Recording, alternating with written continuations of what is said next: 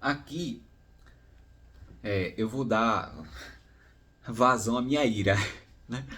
Porque você deve estar se perguntando como é que o pentecostalismo sobreviveu tanto tempo desse jeito?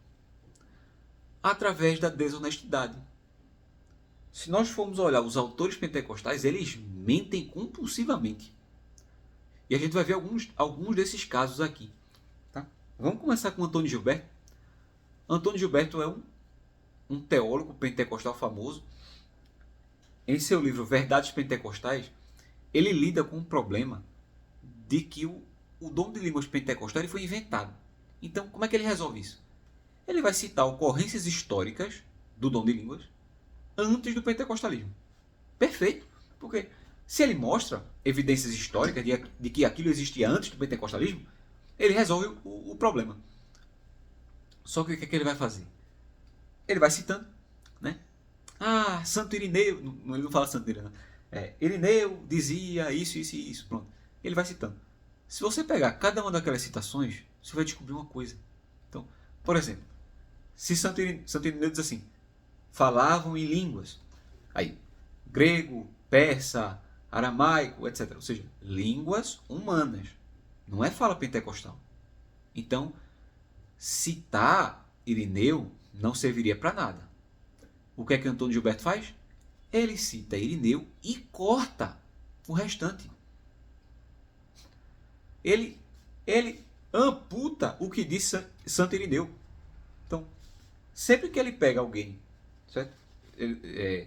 Que diz, falavam em línguas, e aí as línguas são idiomas, certo? Os autores antigos todos dizem que línguas são idiomas, que dom de línguas é idiomático, e ele corta essa parte. Ou seja, fica o questionamento. Um ícone do pentecostalismo desonestíssimo, tá? Adulterando o texto histórico. Isso aqui é a coisa mais comum do mundo. Vai ter uma série de vídeos aqui só com sistemáticas pentecostais mostrando ela citando fonte errada, adulterando o texto histórico. Tem de rodo. Tá? Número 2. O Espírito Santo não batizou ninguém durante 1900 anos. Tá aí mais uma coisa para você refletir. Porque o primeiro batismo pentecostal ele ocorre em 1901, mais ou menos. Tá? Veja, 1901. Antes de 1901, ninguém, nenhum cristão medieval, da Igreja Católica, nunca, foi batizado nos moldes pentecostais. Nunca. Então, o Espírito Santo batizou somente na Bíblia, com o dom pentecostal. Quando a Bíblia encerra, quando morre o último apóstolo João, o Espírito Santo para de batizar, não batiza mais ninguém com a morte de João. E o maravilhoso, os maravilhosos Charles Fox Parham e William Seymour trazem de volta o batismo no Espírito Santo. Tá? Essa é a visão pentecostal. Né? Então vamos lá. Número 3. Por que não se ouviu falar desse dom durante todo esse tempo? Porque milagre você tem um número incontável de milagres ao longo da história da igreja. Incontável. Imensurável. De todos os dons e milagres. Inclusive o dom de línguas. Acho que tem um padre chamado Francisco. Tem um São Francisco Xavier, parece. Que ele pregou aos índios, ele falou no idioma dos índios. Ele recebe o dom de línguas e ele fala no idioma dos índios. Então, até dom de línguas teve. Mas dom de línguas pentecostal não teve. Dom de línguas pentecostal foi inventado, né, em 1901. Número 4. As pessoas que conviveram com os apóstolos e seus sucessores simplesmente ou não conheciam o dom pentecostal ou abominavam o dom pagão, que é mais ou menos parecido, né? Mais ou menos parecido com o dom pentecostal. Bom, eu vou citar alguns aqui, para não ficar só nas minhas palavras, né? Irineu, no ano 130, vai dizer: então ela, de maneira vã, imobilizada e exaltada por essas palavras, e grandemente excitada, seu coração começa a bater violentamente, alcança o requisito, cai em audácia e futilidade, tanto quanto pronuncia algo sem sentido. Assim como lhe ocorre. Então, Irineu está descrevendo o dom pagão. E a descrição que ele dá é exatamente a descrição do dom pentecostal. Irineu está descrevendo um pagão sincrético, né? Eram pagãos que estavam se misturando. E esses pagãos, eles não tinham os dons que a igreja tinha. Então eles simulavam. Então, o dom de falar em línguas, eles não tinham. Então eles praticavam a glossolalia, que é o falso dom de falar em línguas. Eles praticavam o praprá. Tá certo? Então, Irineu, veja, a descrição que Irineu dá é perfeita, inclusive psicologicamente falando é perfeita. Ele fala que ela fica excitada e é agitada violentamente. Os pentecostais, para fazer as pessoas receber o Espírito Santo, eles botam um som bem alto, manda a pessoa ficar repetindo glória, glória, glória, glória, glória, aleluia, aleluia, até a língua da pessoa embaralhar. Né? Eusébio, do 265 depois de Cristo, ficou fora de si e começou a estar repentinamente em uma sorte de frenesi e êxtase. Ele delirava e começava a balbuciar e pronunciar coisas estranhas, profetizando de um modo contrário ao costume constante da igreja. Ou seja, o negócio lá, os antecessores dos pentecostais, né, que viveram naquele tempo, eram claramente um povo separado da igreja. Tá?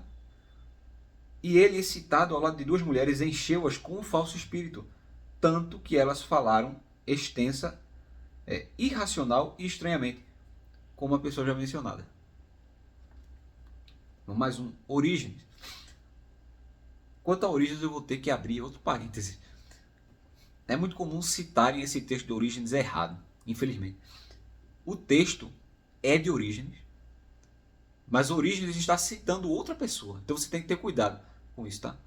Então, Orígenes está citando Celso. Orígenes está debatendo com Celso. Eu não vou ler tudo aqui. No Contra Celso, tá? No capítulo 7. Eu não vou ler tudo aqui porque é bastante extenso, tá? Então, Celso vai brincar, digamos assim, com a igreja. Ele vai dizer, vou parafrasear, tá? Ele vai dizer que lá de onde ele vem, existe também o dom de línguas. Quando o Celso fala isso, ele se refere ao dom de fala não idiomática. Então, ele está se gabando de que ele conhece, porque isso na época eram mistérios, né? Então ele está se gabando de que ele conhece esse mistério. O que é que vocês acham que Orígenes vai responder? Vocês acham que Orígenes vai responder que aquele dom pagão é o mesmo dom da igreja? Você acha que Orígenes vai discordar? Vai dizer que aquele dom é diferente do dom da igreja? Ou uma terceira opção? É a terceira opção. Orígenes não vai nem entender. Pasmem. Orígenes, quando o Celso diz, olha, a essas promessas são acrescentadas palavras estranhas, fanáticas e completamente ininteligíveis, das quais nenhuma pessoa racional poderia encontrar o significado, porque elas são tão obscuras que não têm um significado em seu todo. Isso é Celso falando. Orígenes não vai nem identificar que isso aqui é glossolalia. Ele vai achar que Celso está falando das palavras difíceis de entender da Bíblia. Então, a resposta de Orígenes é mais ou menos assim. Se você não entendeu algum texto, estude, ore, peça a Deus discernimento, inteligência, para entender as palavras da Bíblia, da profecia. Então, o dom de praprá é um negócio tão estranho à igreja que Orígenes nem conheceu. Celso descreve para ele. Celso descreve. E Orígenes nem conhece, nem entende o que Celso está falando. Vamos lá. Canseira. Vamos continuar. Arquelau, 280 depois de Cristo.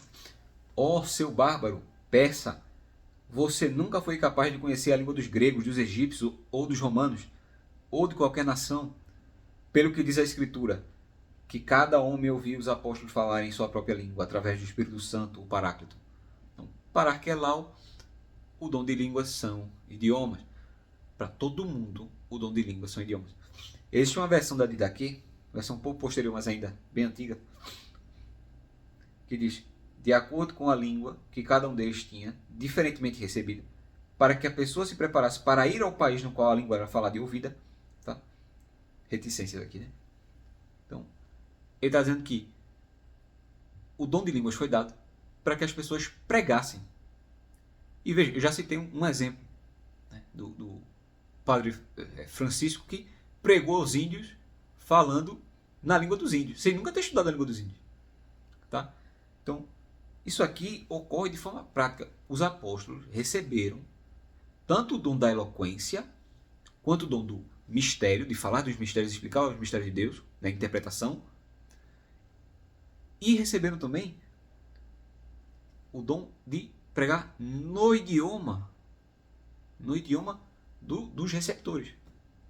Então, lógico, uma vez que a igreja se espalha pelo mundo, já não existe mais necessidade. Então, não é que o dom cessou, mas o dom ficou bastante reduzido, com poucas ocorrências.